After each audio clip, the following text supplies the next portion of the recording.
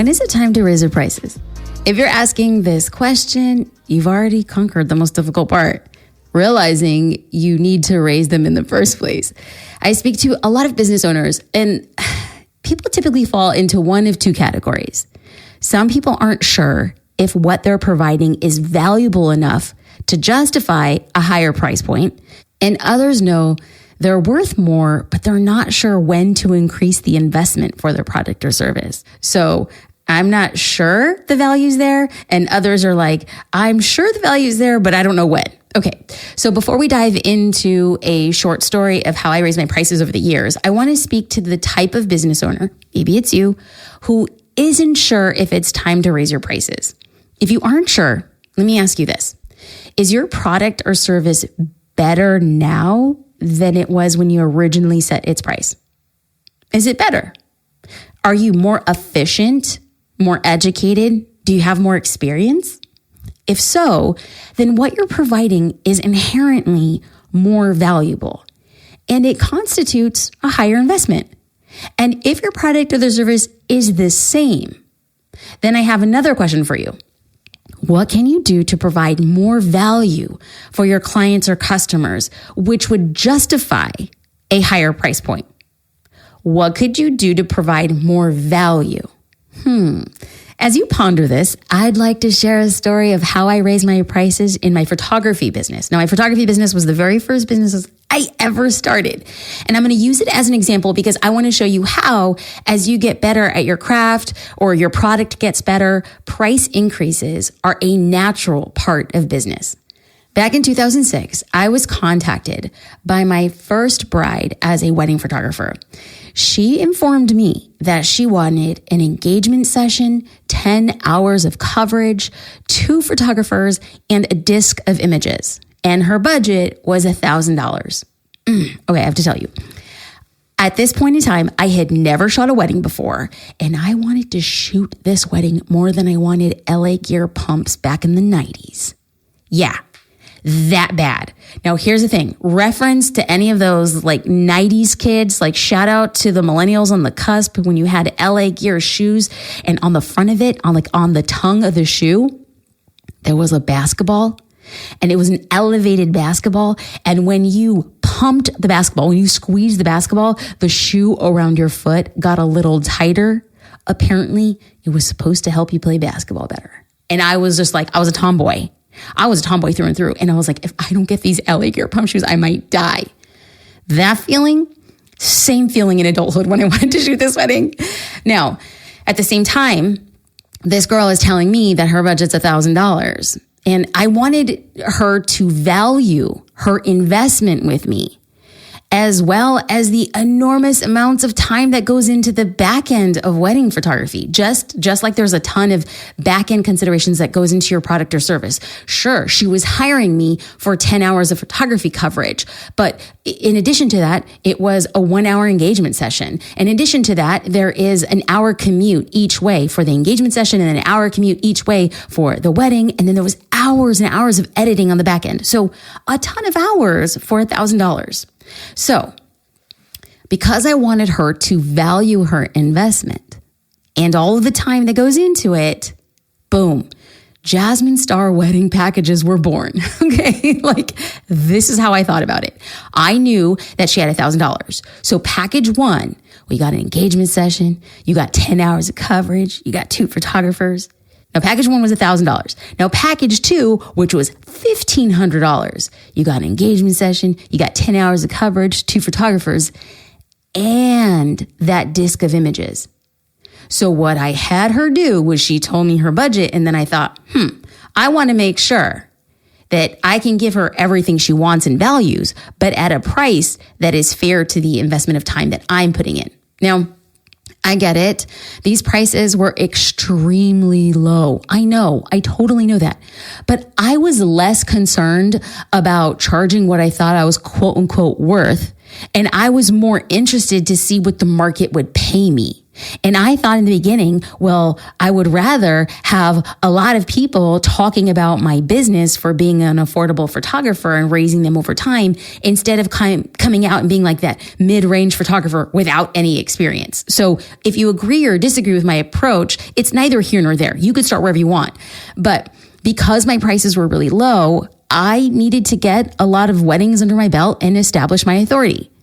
Plus, she had already informed me that her budget was $1,000. And we had already established how desperate I was to finally have somebody to pay me shoot their wedding. So that's how those prices came in. I could get a lot more philosophical, but I'm like, basically, I had a client who set the price for me and I said, okay, let's try it. So thankfully, that amazing bride, I will never forget Christina.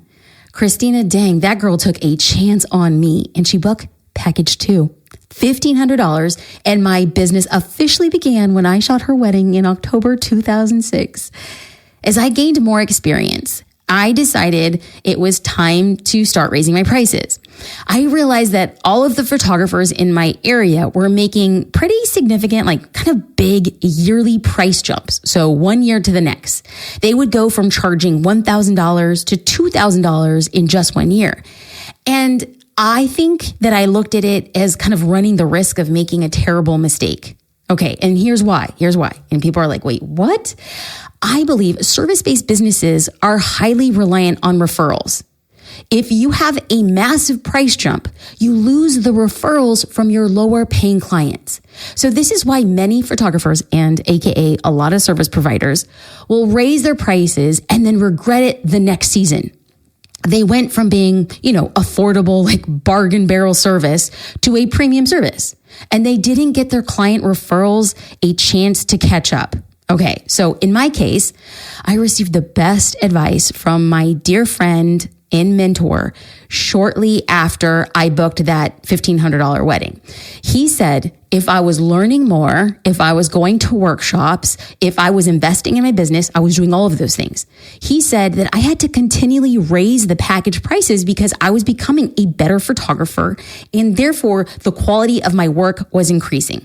So after he told me this, now I also had the realization that the only way to grow my business, the way to add more value for my clients and the way for me to be more profitable was if I didn't make big sweeping changes in my price structure at one given time. Now I know that's what the industry was doing. So I decided to kind of do it my own way.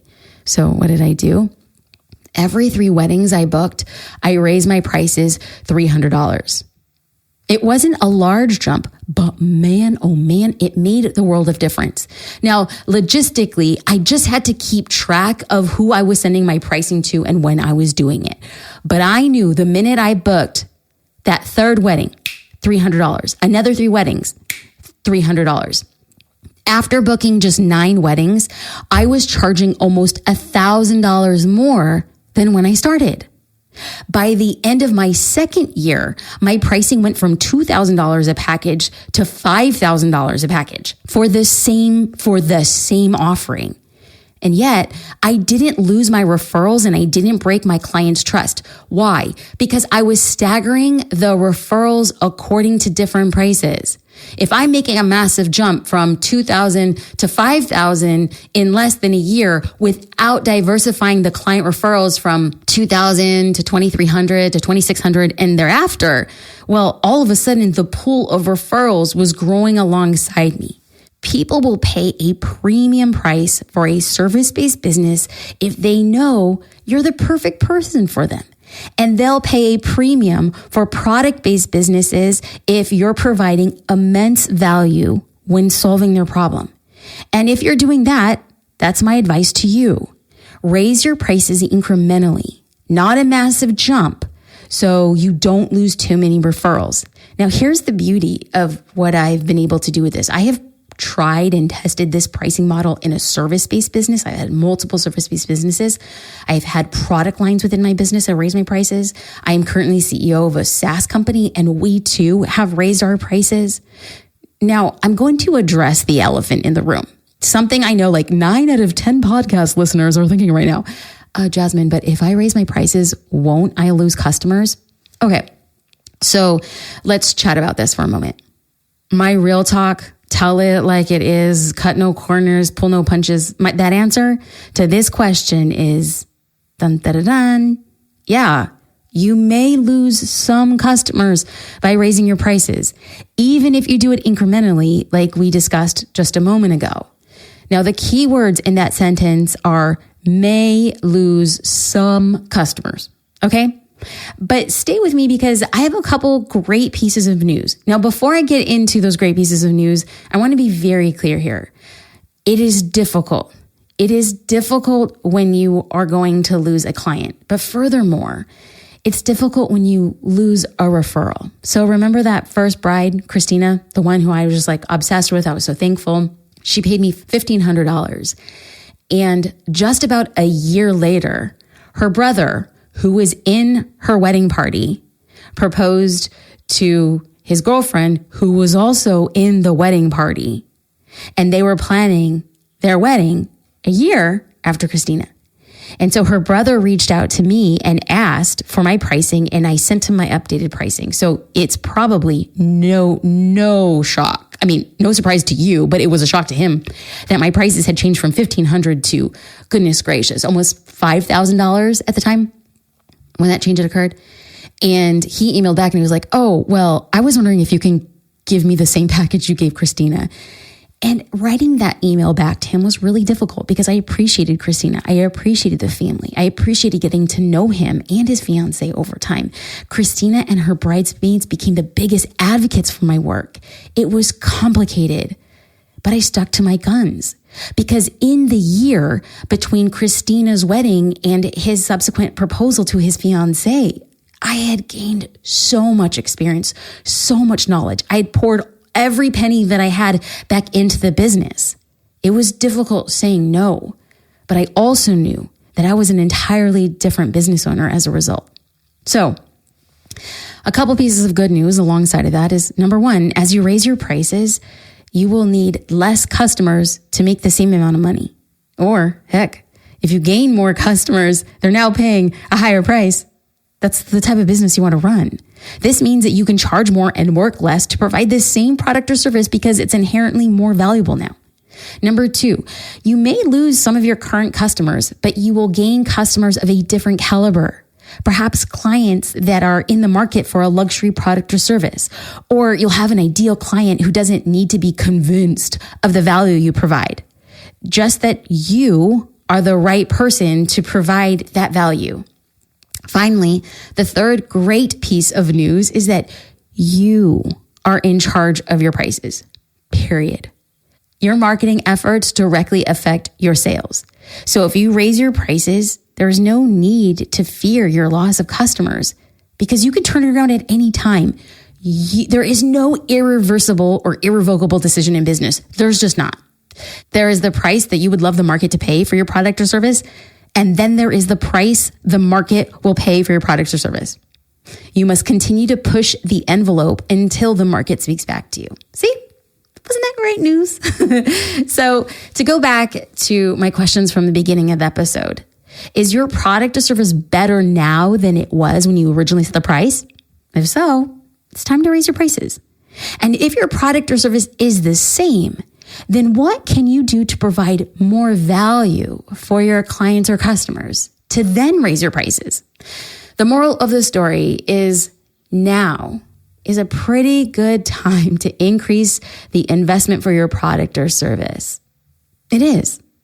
You're not the same. But be sure to do so incrementally, like we spoke about earlier.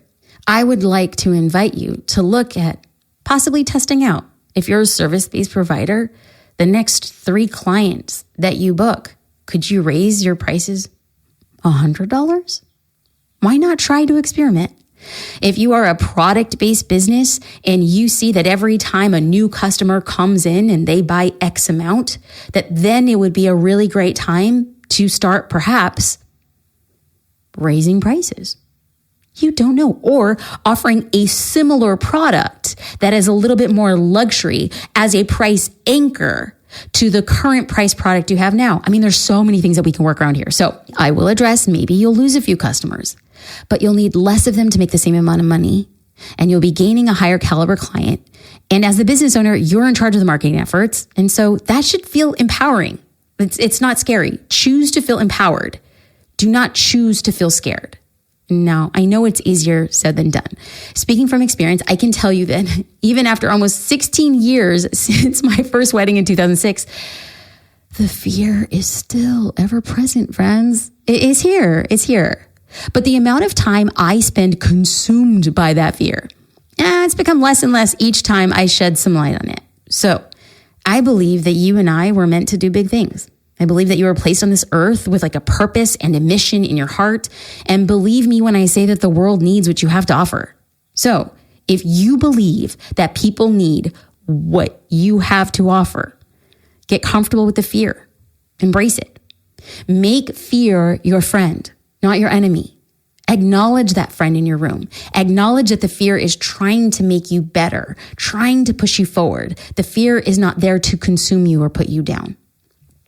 Once you bring that stuff to the light of day, you can overcome it and continue to dream bigger. Dream bigger, dream better dreams too. Thank you so much for listening to the Jasmine Star Show. And if you enjoyed this episode, hey, share it with a friend. We're all out here just trying to build our businesses, get paid to do what we love, and provide value for our clients and customers and create a life we love. And I bet that your friends or followers on Instagram would love to hear that too, and make sure that we're not all alone. For those of you who screenshot the podcast and share it on stories, for those of you who are walking the dog, feeding the baby, cooking dinner, working out, working at your desk, and you guys are taking like behind the scenes of listening to the podcast while you're doing life, and then you post it on social.